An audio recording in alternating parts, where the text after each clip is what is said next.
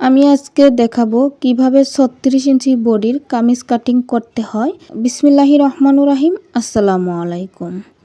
তো দেখেন বন্ধুরা, এখানে আমি কামিজটি প্রথমে লম্বার মাপটি নিয়ে নিচ্ছি।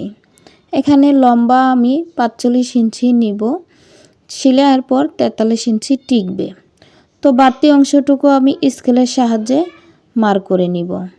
তো এখানে দেখেন বডি যেহেতু 36 ইঞ্চি, আমি কাঁধ এখানে 6 ইঞ্চিতে নিয়ে নিলাম। আমি যেভাবে নিচ্ছি ঠিক আপনারা একই নিয়ম ফলো করবেন।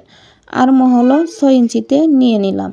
তো এবার স্কেলের সাহায্যে মাপটি মিলিয়ে দিব। তো এখানে দেখেন এবার আমি হাফ ইঞ্চি ডাউন দিয়ে দিলাম, শোল্ডার ডাউন। এখানে ডাউন দেওয়ার একটাই কারণ, ফিনিশিংটি সুন্দর আসবে। তো আমার বডি যেহেতু 36 ইঞ্চি, 36কে 4 ভাগ করলে 1 ভাগ আসে 9 ইঞ্চি। তো আমি 4 ভাগের 1 ভাগ এখানে 9 ইঞ্চিতে মার্ক করে নিলাম। তো এবার হচ্ছে বডি যে মারটি করছি সেই মারের নিচে থেকে আমাদের কোমরের মাপটি বের করতে হবে। ওখানে আমি 14 ইঞ্চিতে মার্ক করে নিলাম। 14 ইঞ্চির ঠিক মাঝ বরাবর আপনার 7 ইঞ্চিতেও একটি মার্ক করে নিলাম। তো এখন হচ্ছে স্কেলের সাহায্যে মারটি দাগটি টেনে নিব। তো সব সময় একটা জিনিস খেয়াল রাখবেন, আমি একদম সহজভাবে শিখাই। আপনারা যদি আমার ভিডিওগুলো দেখেন খুব সহজেই শিখতে পারবেন। তো এখানে দেখেন আমার পেট হচ্ছে 34 ইঞ্চি, 34-এর 4 ভাগ করলে 8.5 ইঞ্চি। তো আমি এখানে পেটের মাপটি নিয়ে নিচ্ছি 8.5 ইঞ্চি। তো এবার হচ্ছে কোমরের মাপ। এখানে দেখেন কোমর হচ্ছে আমার 36 ইঞ্চি। তো এখানে আমি 9 ইঞ্চিতে মার্ক করে নিলাম। তো এবার স্কেলের সাহায্যে মারগুলো টেনে নিব। দেখেন এই বডির মারগুলো সব করে স্কেল কিন্তু এভাবে ধরবেন, তাহলে শেপটা সুন্দর আসবে। তো এবার হচ্ছে আমি এখানে আর মহলের যে শেপটা দিব, সেই শেপটার জন্য 1 থেকে 1.5 ইঞ্চি পরিমাণ নিব। আমি এখানে 1.5 ইঞ্চিতে নিয়েছি, আপনারাও 1.5 ইঞ্চিতে নেবেন। তো দেখেন শেপটি আমি দিয়ে নিচ্ছি। আমার ভিডিওটি যদি আপনার সামনে যেয়ে থাকে তাহলে প্লিজ একটা লাইক দিয়ে ভিডিওটি দেখার অনুরোধ রইল। আর অবশ্যই চ্যানেলটি সাবস্ক্রাইব করে পাশেই থাকবেন। তো এবার দেখেন এখানে আমি সেলাইয়ের জন্য যে বাড়তি অংশটুকু সেটা আমি 1 ইঞ্চি পরিমাণ নিয়ে নিলাম, নিয়ে স্কেলের সাহায্যে দাগটি টেনে নিলাম। তো এবার হচ্ছে আমি ঘেরের মাপটা নিয়ে নিব। তো আমি এখানে ঘের নিয়ে নিয়েছি 12 ইঞ্চি, 4 ভাঁজে 12 ইঞ্চি নিয়ে নিয়েছি। তো এবার স্কেলের সাহায্যে আমি দাগটি টেনে নিব। ঠিক একইভাবে আমি আবারও বাড়তি অংশটুকু দাগে দাগে মিলিয়ে দেব। কোমরের দাগ থেকে ওই দাগ পর্যন্ত 1 ইঞ্চি পরিমাণ বেশি নিব। তো এবার হচ্ছে ঘেরের যে ইটি আছে কোনাগুলো, এই কোনাটাই এখানে আমি স্কেলের সাহায্যে শেপ করে নিব। শেপ না দিলে দেখা গেছে জামার কোনা ঝুলে যায়। এখানে দেখেন আমি আবারও বুঝিয়ে দিচ্ছি। এখানে প্রথমে আমি বাড়তি অংশটুকু দাগ টেনে নিয়েছি, তারপরে হচ্ছে কাঁধের মাপটি দিয়ে নিয়েছি, এরপর আর মহলের দাগটি নিয়ে নিয়েছি, এরপর বডি, তারপর হচ্ছে পেট, তারপরে হচ্ছে কোমরের মাপটি। তো আপনারা ঠিক হুবহু নিয়ম ফলো করে কাজ করবেন, দেখবেন ইনশাল্লাহ আপনার কাস্টমার খুব খুশি হবে। আমি এভাবেই প্রতিনিয়ত এভাবে কাপড় কাটিং করি। আশা করি আপনারাও এভাবে কাটিং করলে ইনশাল্লাহ ভালো কিছু পাবেন। তো দেখেন এভাবে এবার আমি দাগে দাগে কাটিংটি করে নিব।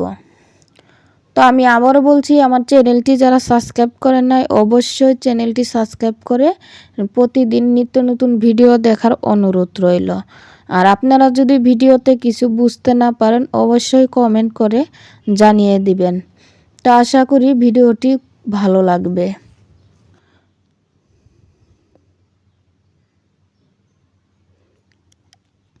এবার আমি ওই যে ঘেরের যে সাইডটা ওটা একটু আপ ডাউন হয়েছে ঠিকঠাক করে নিচ্ছি। তো আপনারা একটু আপ ডাউন হলে ঠিকঠাক করে নেবেন। তো এখানে দেখেন এবার আমি সাইড থেকে যে আপ ডাউন অংশটুকুগুলো আছে নিচে, এগুলো আমি কাটিং করে নিব।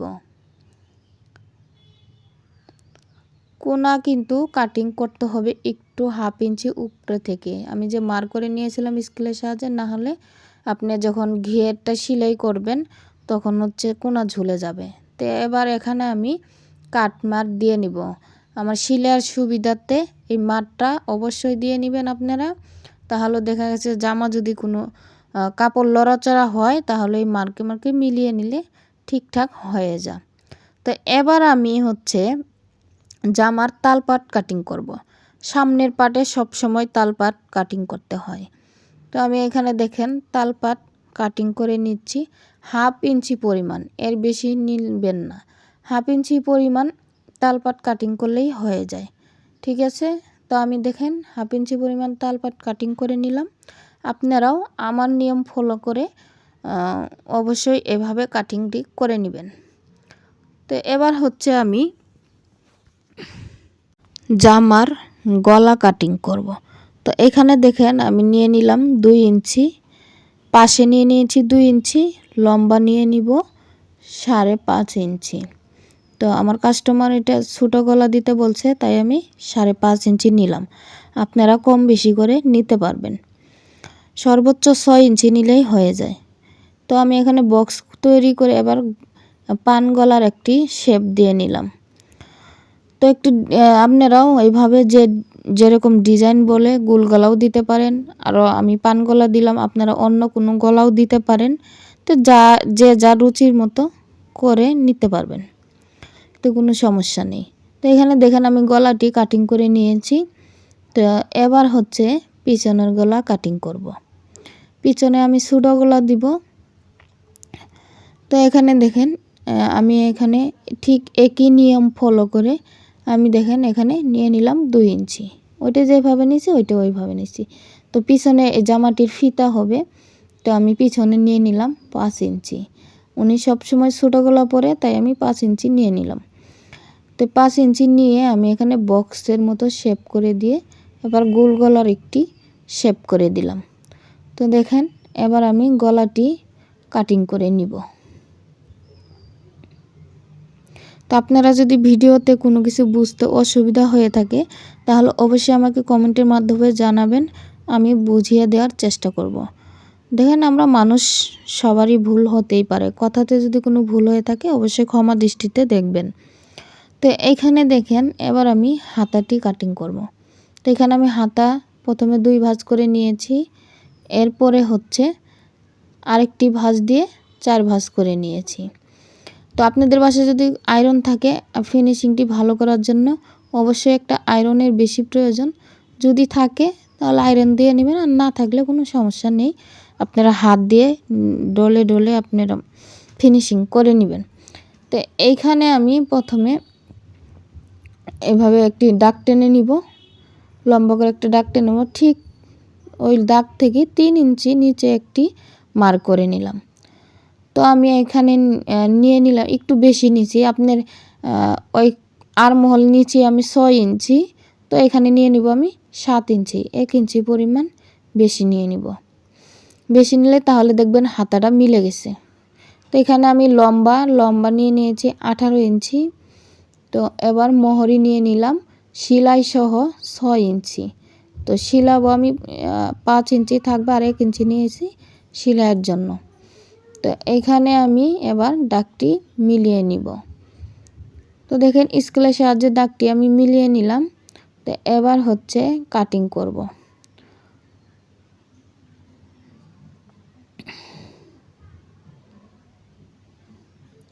ভালোভাবে কাটিংটি করতে হবে। আপনি একটা জিনিস খেয়াল রাখতে হবে, কাটিং যদি সুন্দর হয় তাহলে সেলানোর পরে ফিনিশিংটা অনেক সুন্দর আসবে। তো এখানে দেখেন আমার হাতাটি কাটিং করার পরে কতটা সুন্দর দেখা যাচ্ছে। তো যদি হাতার কাটিং আপনার কাছে একটু শেপ 19-20 হয়ে যায় তাহলে আপনি পরবর্তীতে এভাবে কাটিং করে নেবেন, তাহলে দেখবেন শেপটি অনেক সুন্দর আসছে। তো এখানে দেখেন আমার হাতাটি কাটা একদম কমপ্লিট। তো অনেকেই আবার বলবেন যে হাতা কাটিং করলেন, তালপাটটা কাটিং করলেন না। তো দেখেন আমি সব সময় তালপাট, হাতার তালপাট আর কি পরে কাটিং করি। বডিটা আগে কাটিং করে রাখি, কিন্তু হাতার তালপাটটা আমি পরে কাটিং করি, সেলাইয়ের সময় কাটিং করে নেই। এবার হচ্ছে জামার যে সাইড থেকে কাপড়গুলো বেঁচে গেছে, সেই কাপড়গুলো দিয়েই জামার গলার পট্টি কাটিং করতে পারবেন। তো আমি এখানে জামার সাইডের যে কাপড় বেঁচে গেছে সেগুলো দিয়েই গলার পট্টি কাটিং করব। আমি যেহেতু কাপড়ের ডিজাইন করি, বক্রমের ডিজাইন করি না, আমার কাছে ওইটা ভালো লাগে না। তো আমার কাছে আগে গলা এভাবে কেটে তারপরে আবার বক্রম কাটিং করলে তাহলে আমার কাছে সুবিধা হয়। তো আমি এভাবেই কাটিং করি। তো এখানে দেখেন কাপড়ের যে পট্টিটা বাড়িয়েছিল ওই গলাটা এখানে বসিয়ে আমি পট্টিটি কাটিং করে নিচ্ছি। অনেকে আছে বক্রমের ডিজাইন করে, আমি আসলে বক্রমের ডিজাইন করি না, যা করি আমি জামার কাপড়েই ডিজাইন করি। তো এবার হচ্ছে সামনের পাটটি কাটিং করা শেষ, এবার হচ্ছে আমি পিছনের পাটটি কাটিং করব। তো এখানে কিন্তু কাপড় ঠিকঠাকভাবে নেওয়া লাগবে, না হলে কিন্তু কাপড় ভালো হবে না কাটতে, শেপটা আপনি সুন্দর হবে না। তো এখানে দেখেন এটা গোল গলা, আমি পিছনের অংশটুকু সুন্দরভাবে দেখেন এখানে গোল করে শেপ করে নিচ্ছি। তো আপনি দেখবেন আমার নিয়ম যদি ফলো করেন এভাবে কাটতে অনেক সহজ, যে কেউ পারবেন। যারা নতুন কাজ শিখতেছেন, আমি মনে করি আমার ভিডিওগুলো দেখলে আপনারা খুব সহজভাবে কামিজ কাটিং শিখতে পারবেন।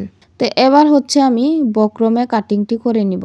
দেখেন ঠিক যে পট্টিগুলো আমি কেটে কিন্তু ফেলে দেইনি, এগুলা কিন্তু রেখে দিয়েছি। তো এগুলা বসিয়েই আমি বক্রমের উপরে বসিয়ে, বক্রমটি কিন্তু অবশ্যই 2 ভাঁজ করে নিতে হবে, 2 ভাঁজ করে নিতে হবে। দেখেন আমি প্রথমে পিছনের গলাটি কাটিং করলাম। যখন যেটা আপনার সুবিধা হবে, সামনের গলা আগে যদি কাটিং করতে চান সেটাও করতে পারবেন। আমি পিছনের গলা কাটিং করলাম। দেখেন গলাটির ফিনিশিংটি কত সুন্দর আসছে। তো আমি এইভাবেই কাটিং করি। এবার হচ্ছে বক্রমের বাড়তি অংশটুকু কেটে ফেলে দিব, দিয়ে আবারও 2 ভাঁজ করে নিব। তো আমি সবসময় যেভাবে কাটিং করে থাকি আমি ঠিক সেভাবেই দেখাচ্ছি ভিডিওতে। তো আপনারা এভাবে কাটিং করলে আশা করি শিখতে পারবেন তাড়াতাড়ি। দেখেন এবার হচ্ছে সামনের পাটটি কাটিং করব। তো সামনের যে পট্টিটি ছিল এটা আমি বক্রমের উপরে বিছিয়ে নিছি। দেখেন 2 সাইডে হাত দিয়ে ভালোভাবে চেপে ধরে আছি যাতে লড়াচড়া না করে। তো এখানে আমি ডিজাইন গলাটি কাটিং করে নিলাম। তো সাইড থেকে সেলাইয়ের জন্য আমি যে 1 ইঞ্চি পরিমাণ বাড়তি নিয়ে নিয়েছি, আপনারা একটু বেশিও নিতে পারেন কিংবা 1 ইঞ্চির কমও নিতে পারেন। তো আমার কাছে 1 ইঞ্চি নিতেই ভালো লাগে, তাই আমি 1 ইঞ্চি নিয়ে নিয়েছি। গলাটি দেখতেই পাচ্ছেন কত সুন্দর হয়েছে। এবার আমি ফিতা কাটিং করব। যে বলেছিলাম যে গলা কাটার সময় পিছনে ফিতা হবে, সেই ফিতাটি কাটিং করে নিব। সাইড থেকে বাঁচা অংশটুকুই দেখেন আমি 1 ইঞ্চি পরিমাণ ফিতা কাটিং করার জন্য নিয়ে নিলাম, ওখানে 2টা ফিতা হবে।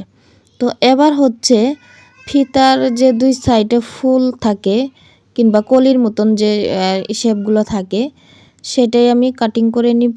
দেখেন আমি প্রথমে 2 ভাঁজ করে নিয়েছি, তারপর যে আরেকটি ভাঁজ দিয়ে 4 ভাঁজে ভাঁজ করে নিয়েছি, নিয়ে একটু শেপ করে দেখেন কাটিং করে নিলাম। তো আমার ভিডিওগুলো যদি ভালো লেগে থাকে তাহলে অবশ্যই একটি লাইক দিয়ে দেখার অনুরোধ রইল, আর চ্যানেলটি সাবস্ক্রাইব করে পাশে থাকার অনুরোধ রইল।